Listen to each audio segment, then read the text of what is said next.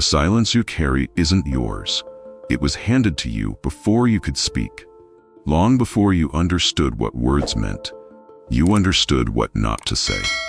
That look in their eyes when you cried. The room that went quiet and you asked a question. The way the adults avoided truth like it could shatter them, and in doing so, taught you to bury yours. You didn't choose silence. You inherited it. And now, you wear it so well that even you forget it doesn't belong to you. You laugh at the right times. You nod when others speak. You're fluent in emotional restraint. But there's a child inside you, still holding all the things you were never allowed to say. There's a scream inside your ribcage with no mouth. 1,000 memories, wrapped in politeness, taped over with smiles. And you wonder why you feel heavy. You were taught to be quiet, not safe.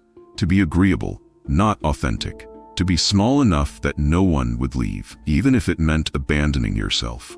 But here's the truth. Silence, when chosen, is sacred. Silence, when forced, becomes a ghost. And you've been haunted, haven't you? By words that never made it out. By needs that never got met. By truths that curled inward, like wilted petals, waiting for a spring that never came. There's nothing wrong with you. There's something unfinished, something unsaid. And the silence, it grows roots.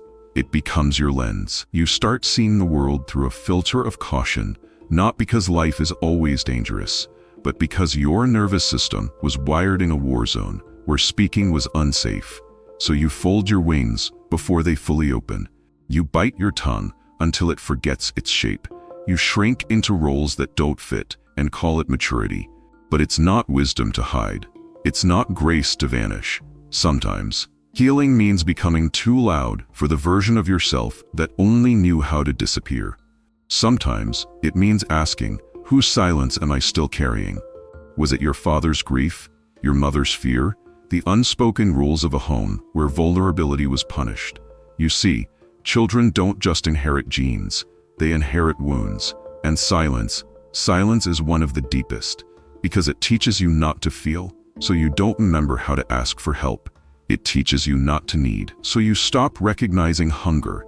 It teaches you not to break, so you never learn how to heal. You perform being okay. You master it. But late at night, in the space between distractions, you feel it. That ache, that quiet voice that says, this isn't who I really am. Not broken, not wrong, just buried. Like a tree growing sideways in search of light.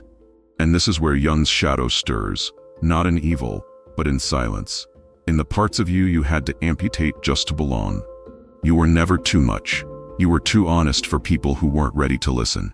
Too tender for those who feared their own softness. Too awake in a room full of sleepwalkers. And so you learned to sleep too. But your soul never forgot. It waits. In the margins, in the dreams, in the lump in your throat, when someone finally sees you. It waits like a child with a secret drawing, hoping someone will ask to see it without telling you to color inside the lines. You were not born to be palatable. You were born to be whole. And wholeness includes the words you were told to silence, the questions that earned you shame, the emotions that made others uncomfortable. This is your inheritance too. Not just the silence, but the right to break it, to speak with a voice that shakes, to cry without apologizing, to say I need without earning it, to say I feel without proof, to say I remember even when they deny it happened. Because healing isn't always soft. Sometimes it's loud. Sometimes it's messy. Sometimes it's the sound of your own voice returning to you after years of exile. You've been a keeper of peace, but now you're allowed to be a disruptor of patterns. You're allowed to make noise where silence once lived. You're allowed to mourn what was never said, the words that could have saved you, the confessions that never found air, the love that never came in a language you understood. And you're allowed to change the story now, not by forgetting, but by remembering differently, by speaking what hurts so it can stop hurting you, by holding your silence in your hands, turning it over gently, and asking, is this mine? If not, you can return it, not to punish, but to free. Free yourself from being the echo of everyone else's unspoken pain. You don't owe the world your silence. You owe yourself your truth. And yes, it's scary. But listen to me closely. It's not danger you feel when you speak up. It's unfamiliarity.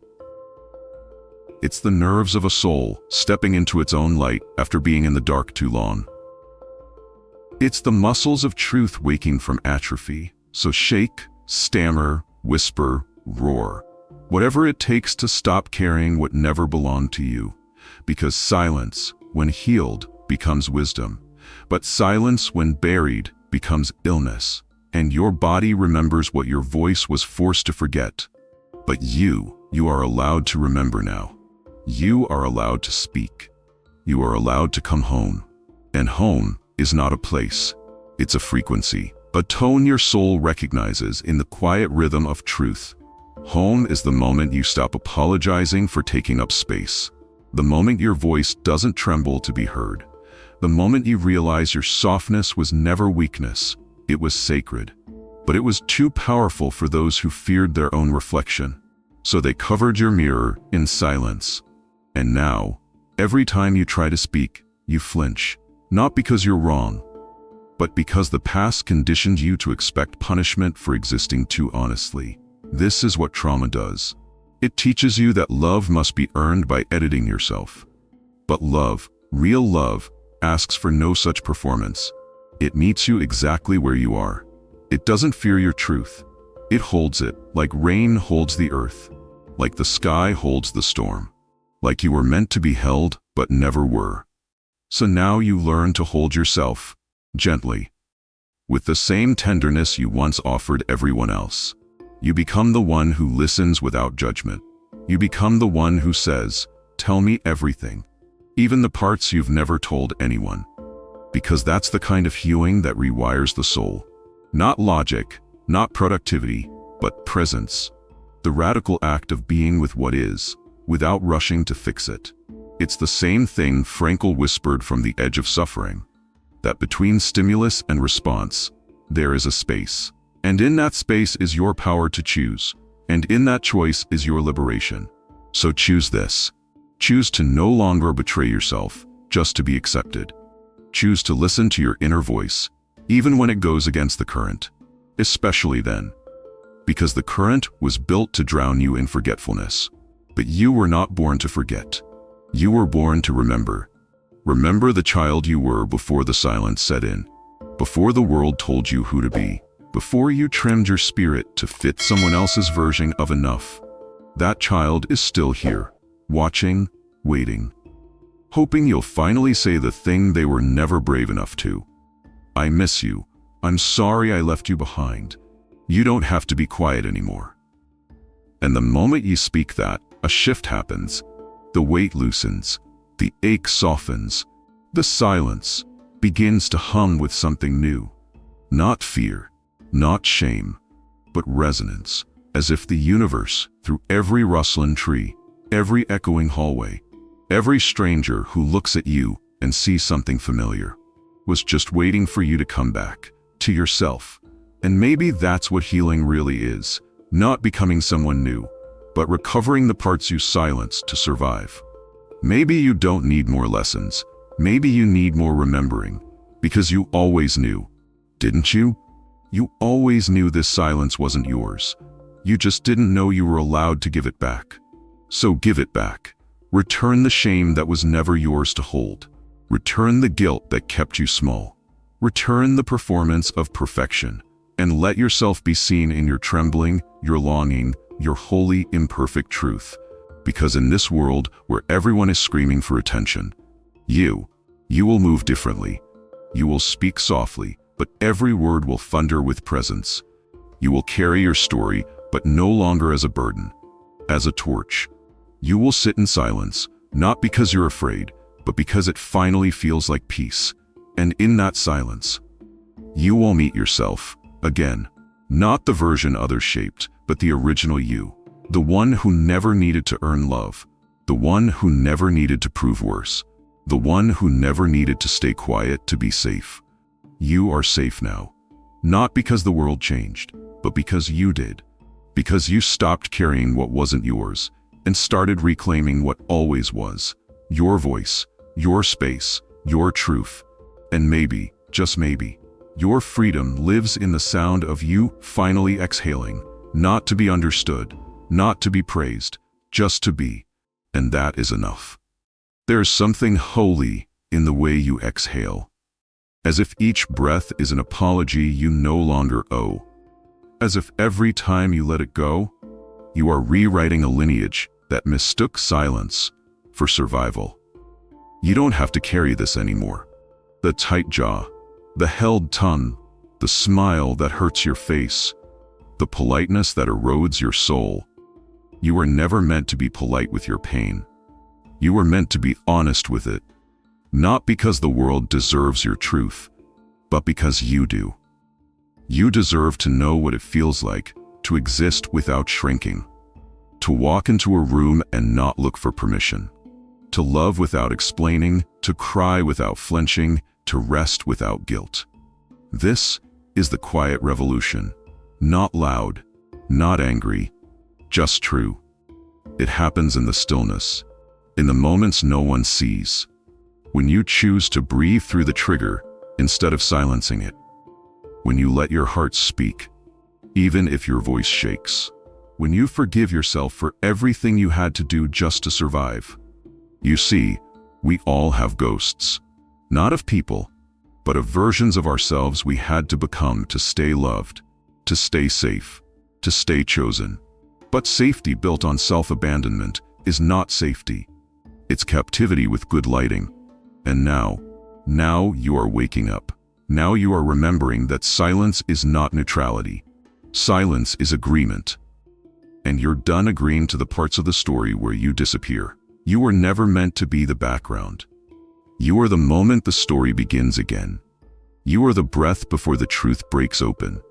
You are the chapter that refuses to be cut short. And yes, there will be grief, because becoming whole often means mourning who you had to be when you weren't allowed to be yourself. There is sadness in setting down the mask you wore for so long it started to feel like skin. But grief is not a sign you're going backward. Grief is proof you are finally moving forward without the weight. Viktor Frankl once said, "What is to give light must endure burning." And maybe this is your burning, the quiet fire of transformation, the warmth of your soul finally returning to its own orbit.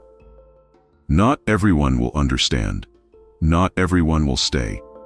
Some people only knew how to love the version of you that never made waves. Let them drift. You're not here to stay surface level, just to keep others comfortable. You're here to go deep, to feel it all, to reclaim every piece of yourself they told you was too much, because too much was never the problem. Too little permission to be real, that was the wound. And now you give yourself permission to remember, to rise, to speak. Not to fill the air, but to fill the void inside you where your voice was meant to live. The silence you carry isn't yours. It was passed down by people who forgot how to feel, how to be, how to forgive themselves. But you are the end of that sentence, the breath that changes the rhythm, the voice that echoes backward through time and tells the child in you, "You can speak now, I'm listening."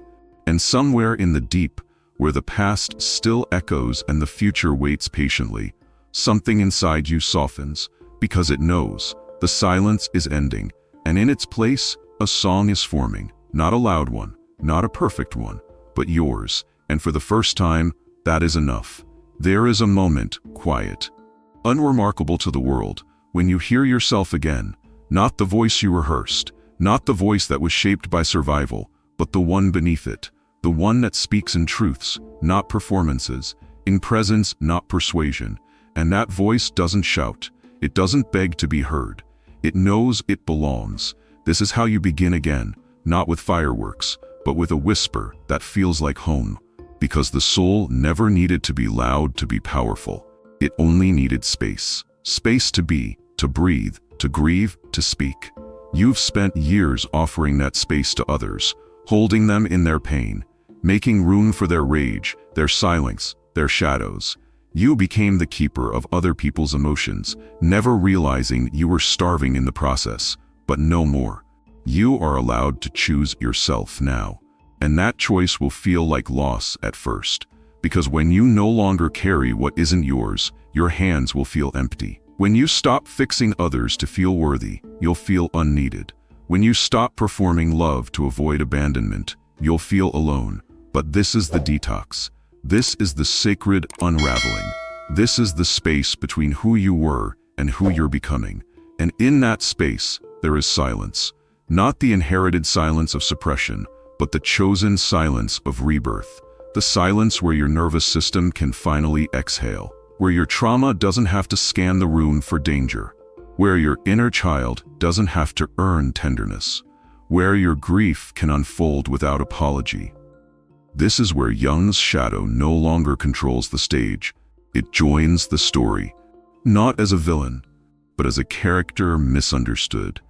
A part of you longing not to sabotage, but to be integrated, to be held, to be seen without being feared. Because even your wounds are just stories that haven't been witnessed fully. Even your silence is just a chapter waiting for a voice. You don't heal by forgetting the past. You heal by becoming the one who can hold it now. You don't rewrite the story by denying your pain. You rewrite it by loving the part of you that survived it. The version of you that held back every scream, that smiled while breaking, that stayed quiet when it was breaking you. That version. You don't need to punish them anymore. You need to thank them. They kept you alive. But now it's time to live, not just survive. And living means feeling it all. The grief, the anger, the numbness, the tenderness. It means walking through rooms that once made you feel small with your back straight. It means loving in a language that includes your own name. It means resting without justification. It means being the first in your lineage to say, I will not carry this silence another step, because someone has to be the mirror that reflects truth instead of shame. Someone has to stop the cycle of pretending everything is fine, and that someone is you. Not because you're stronger, not because you're better, but because you finally heard something beneath the noise. Your own soul saying, we are allowed to exist now. And what a radical act that is. To exist fully, freely, without editing yourself into a version that feels safe to others but empty to you. There will be days when this feels unnatural. Days when the silence tries to pull you back. But don't mistake the past for a home. It was only a holding place. Home is where your voice is not just allowed, but welcome. Where your feelings are not too much, but the map back to your wholeness. Where your breath no longer tightens in your throat, but moves freely like a river that has finally remembered its path. Let that river flow. Let it carry the grief. Let it carry the rage. Let it carry the words that were never spoken. And when it's quiet again, not empty, but whole, you'll hear it. Not a roar, not a command, but a gentle knowing. The silence you carry was never yours, but the truth you carry now is. And so, here you are. No longer chasing, no longer quiet out of fear, no longer trying to hold the pieces together that were never yours to begin with. You are not unfinished. You are unfolding, like a tree that has stopped bending toward approval and now grows toward the sky it always longed for. You don't need to explain your softness. You don't need to justify your silence. You don't need to convince anyone of your worth by bleeding out your truth in pieces small enough for others to digest. Let them go. Let the expectations crumble. Let the weight fall away, like a coat that kept you warm in winter but is suffocating you now. You have a right to this voice, to this breath, to this gentle reclamation of self. And as the noise of the world fades behind you, as the pressure to perform, to impress, to prove slips off your skin, there's only one sound that remains, the sound of your soul remembering itself. You never needed fixing, only remembering. Not to become someone new, but to return to someone ancient, someone quiet, someone sacred, someone you. So take this silence, not as a burden, but as a beginning. Sit with it, breathe with it, Listen closely, because beneath it, beneath the ache, beneath the echo, a single truth rises. You are never too much. You were just too true for a world that forgot how to listen. And now that you've remembered, you no longer need to be heard by the world to be whole. You just need to hear yourself. And finally, you do. Welcome back. Welcome home. Welcome to the sound of your own soul, uninterrupted.